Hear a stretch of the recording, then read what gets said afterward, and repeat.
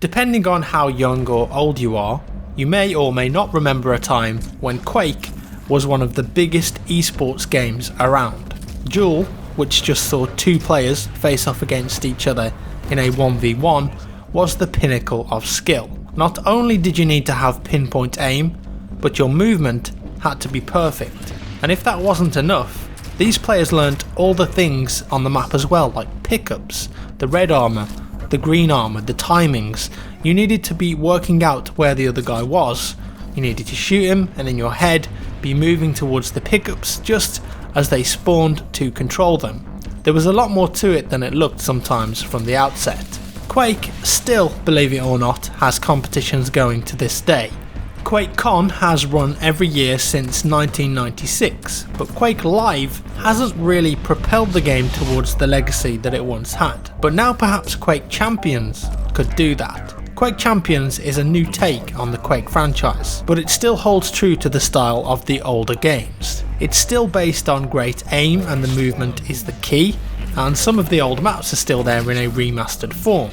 But this time, each character that you choose to play as, or champion let's call them, have their own abilities that can be used.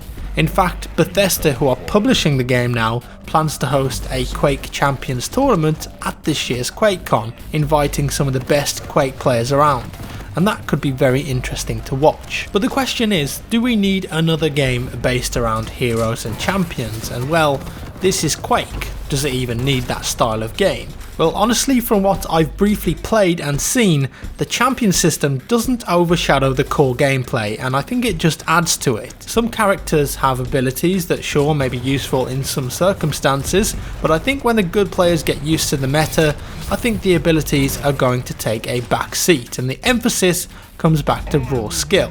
Anarchy, for instance, has a health injection that will heal him when he's in a bit of a jam, but he's also a relatively low health character, so it does balance out. Fast characters will tend to have lower health, and slower characters will have a bit more health, as you would expect.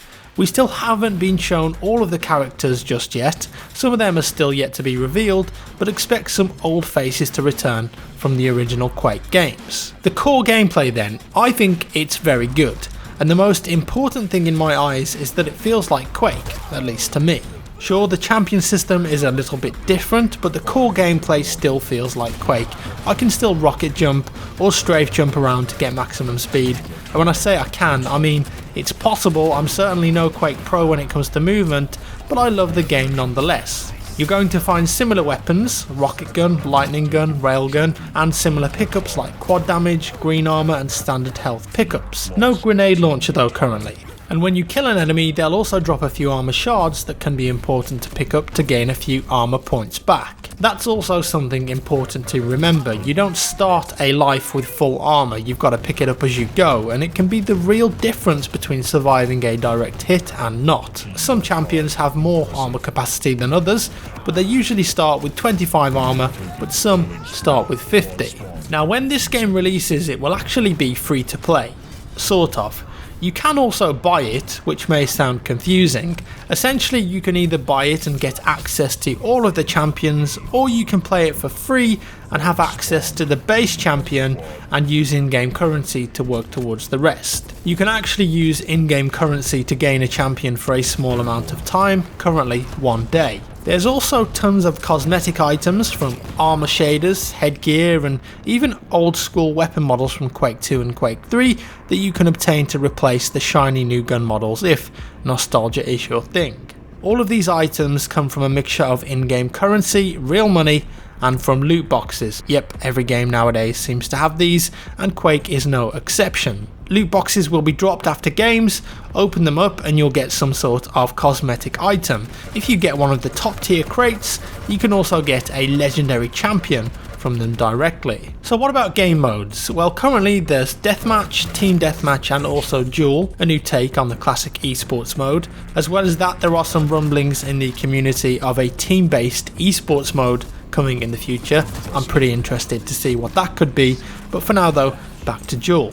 And as I said, Duel of course pits two players against each other in a 1v1 scenario, and it takes full advantage of the new champion aspect of Quake Champions. At the start of a duel, both players pick 3 champions from all of the ones available to them. One thing to bear in mind though is that if you don't have 3 champions, you cannot play Duel. So if you haven't purchased the game fully, and you haven't bought or rented, for want of a better term, any in-game champions, then you won't be able to play this game mode. They don't like the term rent, I think. You simply gain access for a small amount of time, but well, renting I think is just an easier term. You have to have up to 3 owned or rented champions to start a game.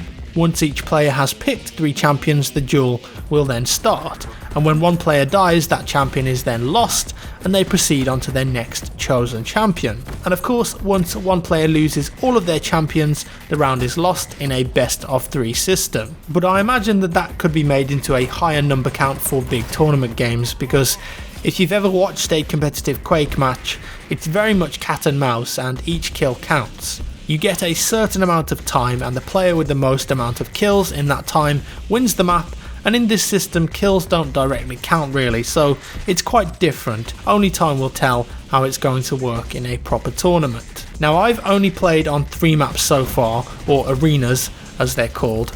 Blood Covenant is very recognisable as it's a remastered version of Quake 3's DM6 arena, or Campgrounds as I remember it as, and then we've got the Ruins of Sarnath, which has a massive chained down eyeball in the centre of it, and a more rustic map in the form of Burial Chamber. Visually I think they all look fantastic, classic Quake style, plenty of areas where movement can make a real difference. So overall my first impressions have been very positive of Quake Champions, and I've really enjoyed the game so far. And if you've got a lot of love for arena shooters, then I think you'll like it too. Of course there's a worry that people that pay for champions will have an advantage over the people who simply play for free, but in my experience so far you gain plenty of in-game currency pretty fast to be able to rent out champions on a regular basis to experiment with and perhaps buy the ones that you really like playing. I think this game will live and die on its competitive angle though. If it pops off in a big way, it's going to carry the game forward, but it needs to be picked up, and I do have a fear that the time for arena shooters is unfortunately long gone, whether that's watching or playing them. I still love these type of games and have a blast with them personally, but FPS games have certainly moved on from when Quake was first popular. Quake Champions is currently in closed beta, and by the looks of it will remain there until they feel the game is finished, and I hope that Quake can get the resurgence that its history deserves. And that's all for today guys. I hope you enjoyed this early look and gameplay impressions of Quake Champions. Let me know your thoughts down in the comments below. If you enjoyed the video, give me a thumbs up. If you didn't, a thumbs down. Subscribe for more, and I'll see you in the next one.